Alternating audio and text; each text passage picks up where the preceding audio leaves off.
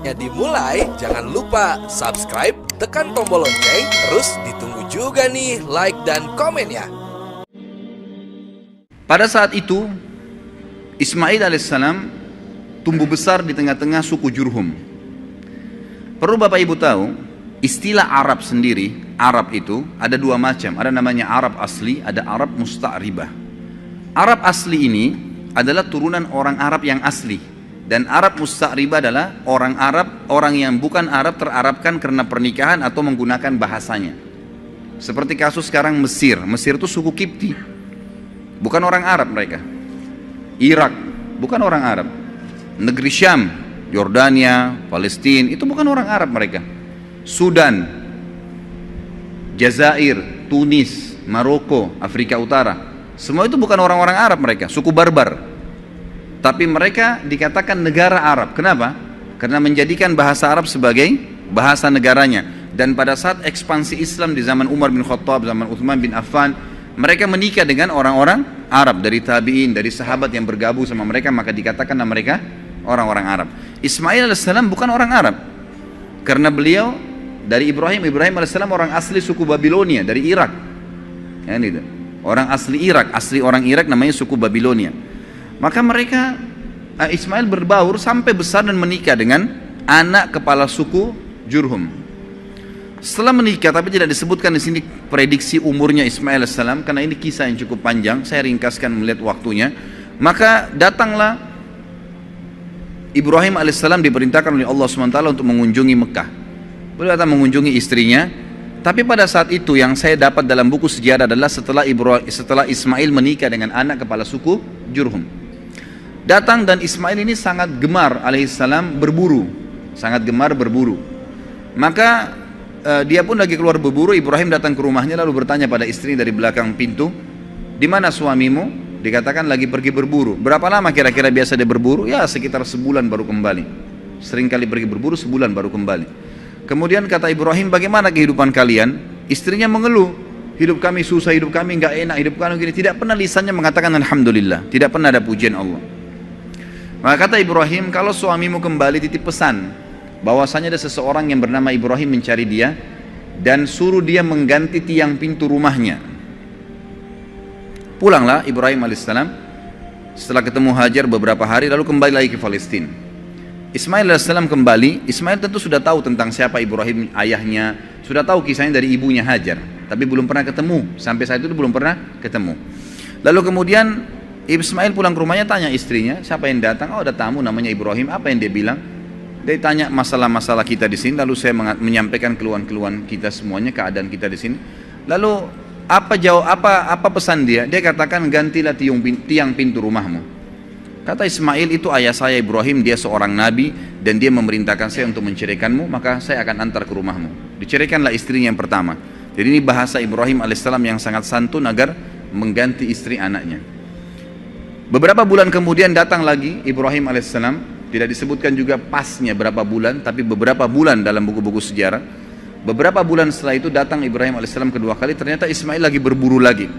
Kemudian dia datang, ternyata Ismail sudah menikah dengan anak suku Jurhum yang lain. Lalu Ibrahim bertanya, "Bagaimana kabar kamu? Di mana Ismail?" Dia bilang, "Suami saya lagi berburu." "Bagaimana kehidupan kalian?" Istri yang kedua ini semuanya pujian kepada Allah. "Alhamdulillah hidup kami cukup, alhamdulillah kami bahagia, alhamdulillah begini." Selalu muji Allah. Maka kata Ibrahim alaihissalam, "Kalau suami kau kembali, katakan ada tamunya datang bernama Ibrahim, dan sampaikan agar dia mempertahankan tiang pintu rumahnya." Maka Ibrahim alaihissalam pun tidak pulang ke Palestina, tinggal sama istrinya sampai anaknya Ismail pulang. Lalu bertemulah mereka. Tentu pada saat Ismail pulang ke rumahnya dulu, dia belum ke rumah ibunya. Lalu dia tanya istrinya, "Siapa yang datang?" Dia katakan, "Ada satu orang nama Ibrahim." "Apa pesannya?" Dia suruh pertahankan tiang pintu rumahnya. "Tiang pintu rumahmu," kata Ismail, "itu ayah saya Ibrahim, dia seorang nabi dan dia menyuruh saya mempertahankan rumah tangga denganmu." Ringkas cerita, Ismail ketemulah dengan Ibrahim alaihissalam. Lalu mereka berpelukan. Seterusnya, setelah itu Ibrahim alaihissalam tidak kembali ke Palestina.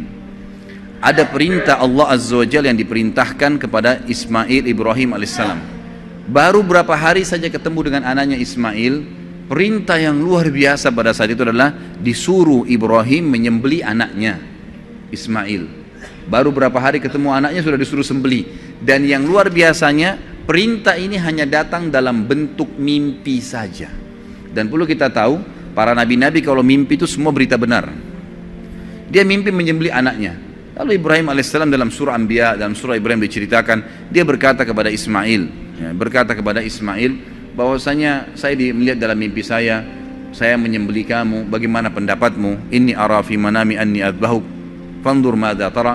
Maka Ismail menjawab dengan sangat santun, sangat baik, ya abatif al ma tu'mar satajiduni insyaallah minas sabirin. Wahai ayahku, lakukanlah apa yang sebenarnya kau diperintahkan dan kau akan dapat saya termasuk orang-orang yang sabar.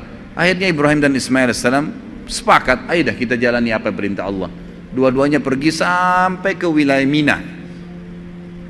Kalau sekarang itu tepatnya lewat lempar jumroh, untuk melempar jumroh. Pada saat itu datanglah Ismail dan Ibrahim alaihissalam di 3 titik di dekat gunung Mina yang sudah diperintahkan oleh Allah dalam mimpi untuk disembelih anaknya Ismail. Dia melihat syaitan datang mencoba mengganggunya, lalu Ibrahim alaihissalam melempari 7 kerikil kecil ke arah syaitan tersebut sambil membaca Bismillahirrahmanirrahim Allahu Akbar. Di titik 1 syaitannya pergi, di titik 2 kemudian dia datang lagi, dilempar lagi, titik 3 juga begitu. Akhirnya setelah 3 kali dilempar tidak datang lagi syaitannya. Kemudian sampai di tempat sembelihan, kata Allah Subhanahu wa taala, falamma tallahu lil jabin. Pada saat Ibrahim sudah meletakkan leher anaknya, pedangnya sudah diangkat dan sudah diayunkan, dua-duanya sudah pasrah. Ismail sudah pasrah, Ibrahim alaihissalam sudah pasrah, jadi tidak setengah-setengah. Dan ini kita perlu juga ambil pelajaran di sini, ikhwah akhwat sekalian. Cobaan Allah SWT itu kadang-kadang diuji iman kita sampai titik terakhir. Pada saat sudah betul-betul pasrah, diangkat pedang, dia sudah akan sembelih, ditahan pedangnya oleh Jibril alaihissalam, lalu kemudian digantikan dengan zibhin azim, sembelihan yang agung, maksudnya seekor domba yang besar. Lalu Allah mengatakan, ya Ibrahim qad saddaqtar ru'ya.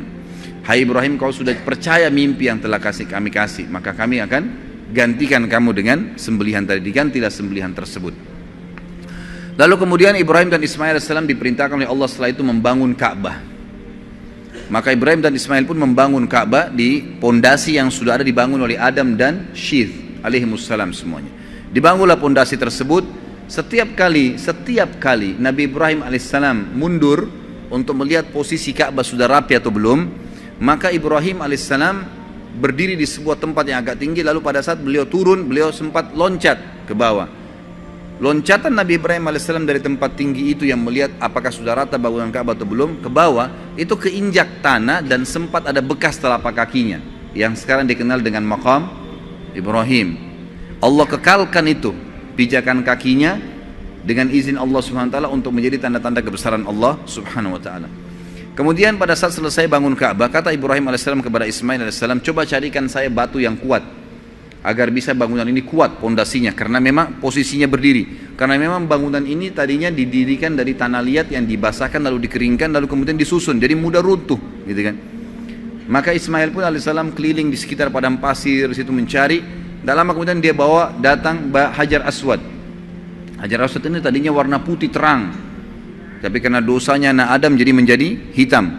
Diturunkanlah, kemudian Nabi Ismail AS membawa dengan bentuk warna hitam. Kata Ibrahim, dari mana kau dapatkan? Dia bilang, dari Allah turunkan kepada saya. Lalu dinaikkanlah batu tersebut, ditaruh di posisi sekarang Hajar Aswad. Setelah selesai tempat tersebut, sudah ada air Zam-Zam tadi, sudah ada tempat Hajar mencari Safa dan Marwa air, sudah ada sembelihan tadi yang tidak jadi, Ka'bah sudah terbangun, sudah ada Hajar Aswad. Allah Subhanahu wa taala menyempurnakan, berkata kepada Ibrahim melalui Jibril alaihissalam, perintahkan wahai Ibrahim seluruh manusia di muka bumi agar haji. Dalam riwayat sahih kata Ibrahim alaihissalam, "Wa ma yablughu sauti?"